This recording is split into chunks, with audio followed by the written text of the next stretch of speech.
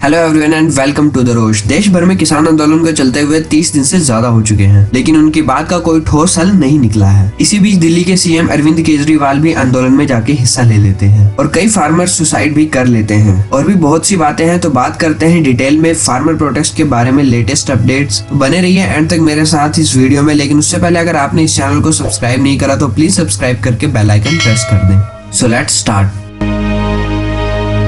किसानों से मिलकर केजरीवाल ने कहा कि मैं सेंट्रल गवर्नमेंट को किसानों के साथ ओपन डिबेट करने का चैलेंज करता हूं। इससे साफ हो जाएगा कि ये कानून कैसे नुकसान पहुंचाएगा। केजरीवाल ने दावा किया कि इन कानूनों के जरिए देश में कॉर्पोरेट सेक्टर खेती संभालेगा। उन्होंने कहा कि इन कानूनों से किसे फायदा होगा, इनसे किसानों को नहीं बल्कि सिर्फ बड़ी बड़ी कंपनियों को और अमीरों को फायदा होगा। इसी बीच पंजाब के एक वकील ने दिल्ली के टिकरी बॉर्डर पर चल रहे आंदोलन की वजह से कुछ दूर जहर खाकर सुसाइड कर लिया। किसान आंदोलन के दौरान यह सुसाइड का तीसरा मामला है। इससे पहले 16 दिसंबर को करनाल जिले के सिंगड़ा में रहने वाले 65 साल के संत बाबा राम सिंह ने गोली मारकर सुसाइड कर लिया था। फिर वहीं 20 दिसंबर को बठिंडा के रामपुरा फूल में गुरलाब सिंह ने जहर खा लिया था। उनके घर वालों ने बताया था कि टिकरी बॉर्डर पर धरने से लौटने के बाद 2 दिन से परेशान थे और उन्होंने आखिरी में ये बोला कि पता नहीं करोड़ों किसानों का क्या होगा। वकील अमरजीत सिंह ने कहा कि जान दे रहा हूं ताकि सरकार लोगों की आवाज सुने। अमरजीत सिंह पंजाब के फजिल्का जिले के जलालाबाद में रहने वाले थे। अब तक इस आंदोलन में 30 से ज्यादा किसानों की मौत सुसाइड और ठंड की वजह से हो चुकी है।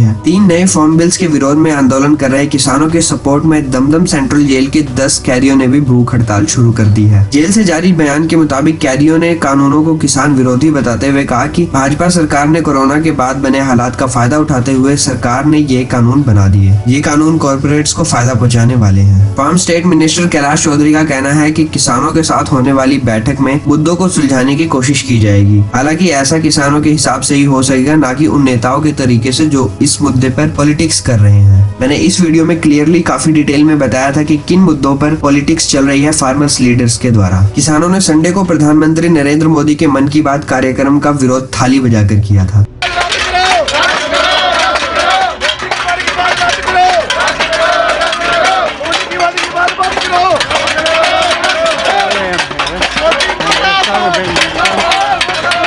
भारतीय किसान यूनियन के स्पीकर राकेश टिकैत ने न्यूज एजेंसी को बताया कि जैसे पीएम ने कहा था कि कोरोना थाली बजाने से भाग जाएगा, उसी तरह किसान भी थाली बजा रहे हैं ताकि फार्म बिल्स को भगाया जा सके। उन्होंने कहा कि यह सरकार के लिए सिग्नल है कि सरकार जल्दी ही सुधर जाए, नया साल सबके लिए शुभ हो और अगर मोदी जी कानून वापस ले लें तो हम किसान भाइयों के लिए भी नया साल शुभ हो जाएगा। आगे उन्होंने बताया कि 30 दिसंबर को सिंगू बॉर्डर से ट्रैक्टर मार्च निकाले जाएंगे और हम दिल्ली समेत पूरे देश के लोगों से ये अपील करते हैं कि हमारे साथ आकर नया साल मनाएं। इसी बीच राहुल गांधी भी किसानों के फुल सपोर्ट में आते हैं और अपने सोशल मीडिया पर ये शेयर करते हैं। किसान यूनियन सरकार से बातचीत करने के लिए तैयार खड़े हैं। यूनाइटेड किसान मोर्चा ने तय किया था कि बातचीत फिर से शुरू की जाएगी, लेकिन इस बार किसानों ने 4 शर्तें रखी हैं। पहली शर्त यह है कि तीनों फार्म बिल्स को वापस लेने की पॉसिबिलिटीज पर बातचीत हो। मिनिमम सपोर्ट प्राइस की कानूनी गारंटी बातचीत के एजेंडे में रहे। Commission for the air quality management ordinance के तहत सजा के प्रोविजन किसानों पर लागू नहीं हो और इलेक्ट्रिसिटी अमेंडमेंट बिल के बदलाव का मुद्दा भी बातचीत एजेंडे में शामिल होना चाहिए। सिर्फ ये 4 शर्तें ही इस बार रखी गई हैं। इसमें सीए प्रोटेस्टर्स इंटेलेक्चुअल्स को छुड़ाने की मांग नहीं रखी गई है। आंदोलन के बीच पीएम मोदी ने वीडियो कॉन्फ्रेंसिंग के जरिए 100वीं किसान रेल को हरी झंडी दिखाकर रवाना किया। ये कार्गो ट्रेन महाराष्ट्र के संगोला से पश्चिम बंगाल के शालीमार तक जाएगी। ये मल्टी कमोडिटी ट्रेन फूल गोभी, शिमला मिर्च, गोभी, मुनगा मिर्च और प्याज के साथ ही अंगूर, संतरा, अनार, केला, सेब ये सब लेकर जाएगी। कुछ किसान दिल्ली के पास बुरारी मैदान में ही खेती करने लगे हैं। उनका कहना है कि गवर्नमेंट ये फार्म बिल वापस ले, नहीं पूरे ग्राउंड में वो प्याज की फसल बोएंगे। इन फार्म बिल्स के खिलाफ पंजाब में रिलायंस जियो के टावर में तोड़फोड़ की गई और पंजाब में अब तक टोटल 1411 मोबाइल टावर तोड़े जा चुके हैं। अलग अलग जगहों पर रिलायंस जियो के टावरों को नुकसान पहुंचाया गया है, जिसकी वजह से कम्युनिकेशन सर्विस में भी फर्क पड़ा है। ANI के मुताबिक राजनाथ सिंह ने कहा है कि MSP खत्म करने का इरादा सरकार का ना तो कभी था और ना ही है और ना ही रहेगा। मंडी सिस्टम भी हमेशा की तरह रहेगा। कोई भी माँ का लाल किसानों से उनकी जमीन नहीं छीन सकता।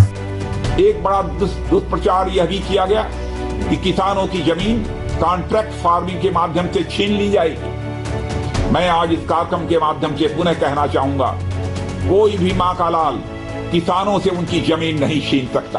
केरल की किसान यूनियन ने दिल्ली बॉर्डर पर प्रोटेस्ट कर रहे किसानों के लिए 16 टन अनानास भेजे हैं। ये किसानों की इंटीग्रिटी को दर्शाता है। तो फिलहाल के लिए इतना ही। बने रहे हमारे साथ इसी तरह इस चैनल को सब्सक्राइब करके फॉर मोर अपडेट्स। और अगर वीडियो अच्छी लगी तो इसे लाइक जरूर करें, इस इन्फॉर्मेशन को शेयर करें और वीडियो से रिलेटेड कोई सजेशन होगा तो नीचे कमेंट बॉक्स में जरूर बताएं। Thanks for watching, see you in the next one.